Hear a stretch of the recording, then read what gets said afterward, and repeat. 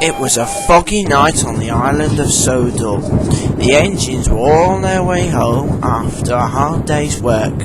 All except for Percy. Percy was lost. He had also run out of water, and he didn't know which way to go.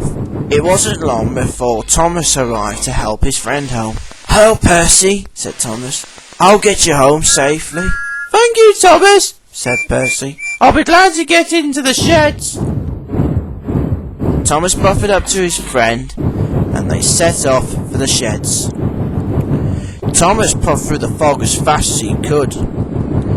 Then Percy noticed something. "Look, Thomas! There are bright flashing lights in the sky!" Thomas looked up, but the lights were nowhere to be seen. "It must be a spaceship," said Percy. "A spaceship?" said Thomas. "Are you sure?" "Sure as I'm a little green engine," said Percy. He was very excited, and that made Thomas excited too. But they had to go to Knapford Sheds. Tidmouth Sheds was full, so they had to stay the night with Gordon and James. Percy whistled cheerfully. "I've seen a spaceship," he sang. "Rubbish," said Gordon. "There's no such thing as a spaceship." "Yes, there is," said Thomas crossly. "We've seen one." "Rubbish," said Gordon. "They're only make-believe." This made Thomas very cross. The Fat Controller arrived. "Thomas, Percy is needed very early in the morning tomorrow, so tonight I want you to pull the post train for him." Thomas was very excited. He hadn't pulled the post train for a very long time. "Yes, sir," he puffed happily. "I'll show you, Gordon, that Percy's spaceship is real," said Thomas, and he puffed away to collect the post train. Gordon snorted. Thomas started his journey at the top of Gordon's Hill.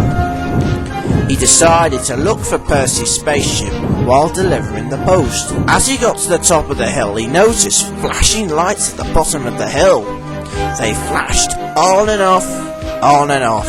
Thomas was excited. "Percy's spaceship!" he cried, and he raced after the lights. Thomas raced down the track as fast as he could. But as he got closer and closer, he noticed that the lights weren't a spaceship at all. They were workman lights.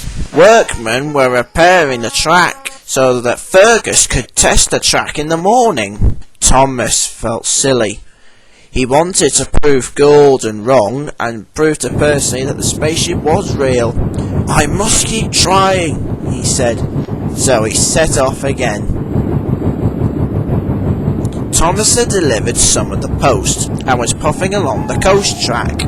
Then he noticed another flashing light up ahead. This time the light was in the sky. It flashed again, on and off, on and off. "There it is," tooted Thomas. "Percy's spaceship!" Thomas raced after the light as fast as he could, but to his surprise, it wasn't a spaceship at all. It was only the lighthouse. "Bother," said Thomas. But he wanted to keep searching, but he knew delivering the post was important. So Thomas set off to continue his journey. The train was heavy, but Thomas puffed on. Thomas was getting tired, and nearly half of the post was delivered, but Thomas was determined to prove to Gordon that Percy had seen the spaceship, and he wasn't going to give up. Then Thomas noticed something. He saw more lights in the sky, but this time these lights were moving and were more brighter. "Percy's spaceship!" cried Thomas. "Percy had seen one after all!" So Thomas raced after the lights. The lights went lower and lower. Thomas followed them straight to the airport. He had to deliver some posts there anyway. Then the flashing lights landed on the runway, and Thomas was shocked to see Jeremy the jet plane. "Jeremy?" he cried. "Hello, Thomas," said Jeremy. "What are you doing here?" Thomas told Jeremy all about Percy's spaceship and that he was out trying to look for it. Jeremy laughed.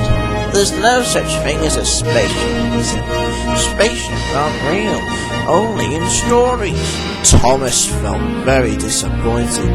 But I wanted to prove to Gordon that Percy had seen a spaceship, said Thomas. Maybe you should go home and talk to Gordon about it, said Jeremy. Thomas knew Jeremy was right, so he decided to talk to Gordon when he got back to the sheds. After some of the post had been unloaded, Thomas puffed away.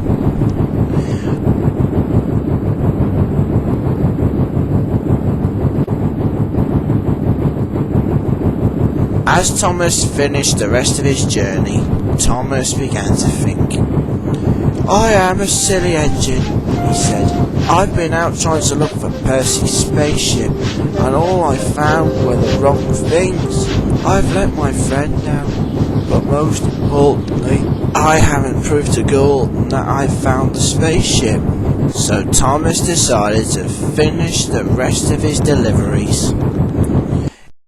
When Thomas got back to Knapford Sheds, Gordon was still waiting.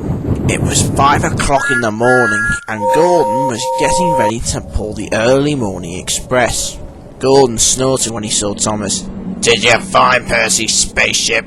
He asked. No, said Thomas. All I found were workman lights, a lighthouse, and worst of all, Percy's spaceship was actually Jeremy the jet plane. Gordon wasn't impressed, but Thomas remembered what Jeremy had said. You were right, Gordon, said Thomas. I am a silly engine. All I wanted to do was find Percy's spaceship and prove you wrong. Gordon smiled. You're not a silly engine, he said. You're only trying to help your friend. But I don't understand, said Thomas. It seems so real. Yes, said Gordon. Sometimes imaginary things can seem like the real thing. That night, there was no fog, and all the engines were resting at Tidmouth Sheds. Here comes Jeremy, said Thomas. Jeremy flew over Tidmouth Sheds. Percy was very impressed. Jeremy may not be a spaceship, he said, but he's better than a spaceship any day. Thomas had to agree, and both friends had learned that even though there are no such thing as spaceships, they can still have the imagination in their heads.